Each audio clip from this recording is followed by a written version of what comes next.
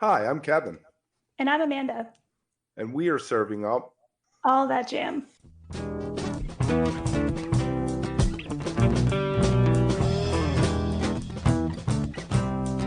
All That Jam, Quick Hit. Jordan Fairless on Spafford's new gear.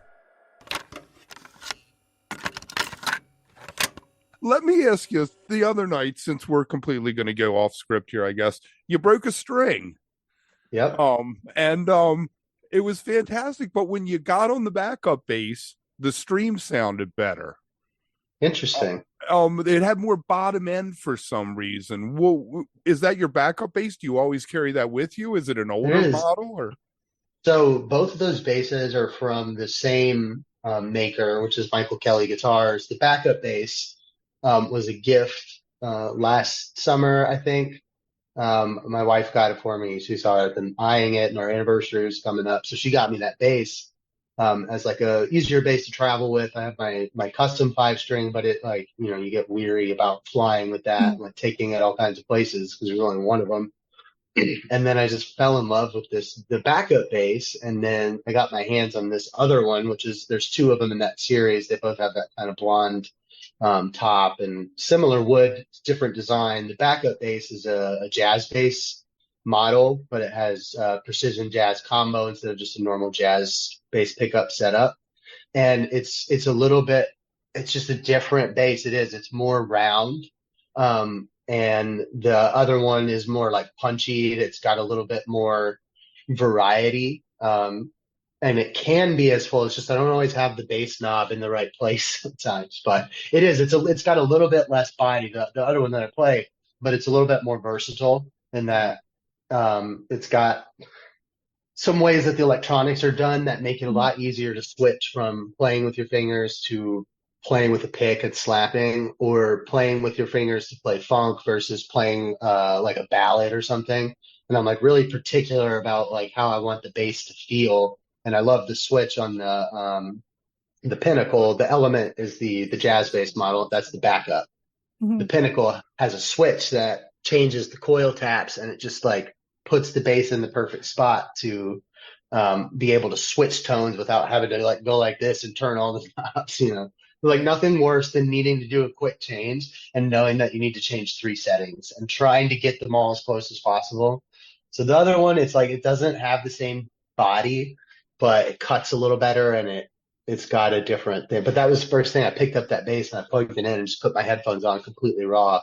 The backup bass, we'll call it the Element, and I was like, wow, that's like just a really good sounding bass. And they're voiced really. All the Michael Kelly stuff is voiced really well for like recording and performing. Some basses have a huge signal range, and both of those basses you can just plug them in as they come completely flat and play them, and they sound good. One's more round and vintage, and the other one is more crisp and modern.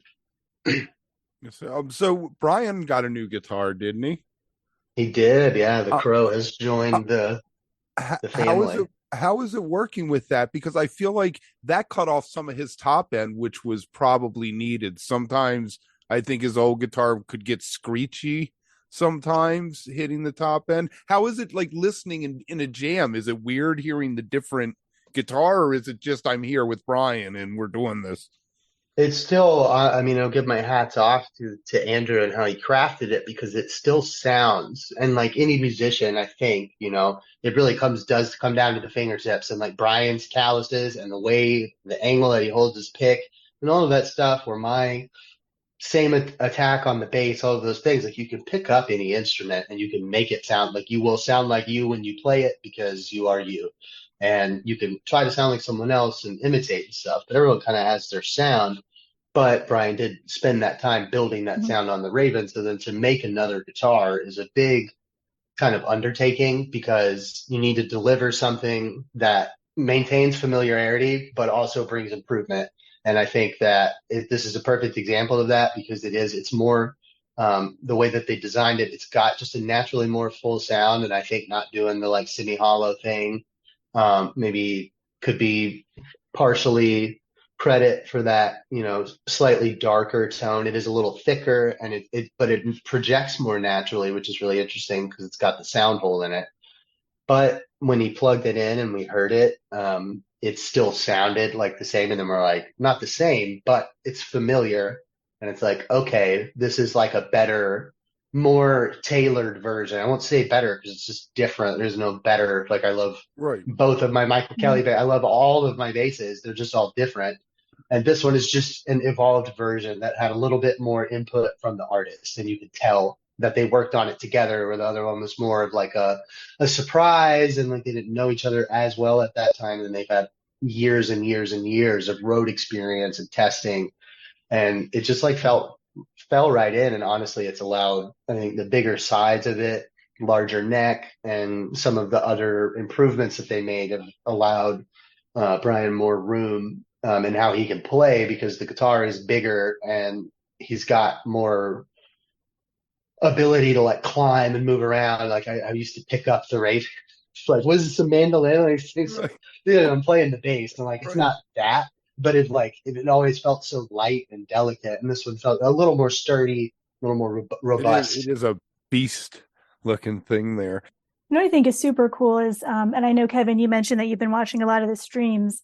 I just love that those are so accessible. And I was curious as you were talking, you're talking about the changes in that creative process and, even to some degree, gear changes or updates. Do people seem to notice those things? Like, do you get feedback or people kind of saying, hey, like, what's going on with that? Because you're giving them so much access continuously, to all of these shows. I always wonder how that comes through to you all, like from the fans' perspective.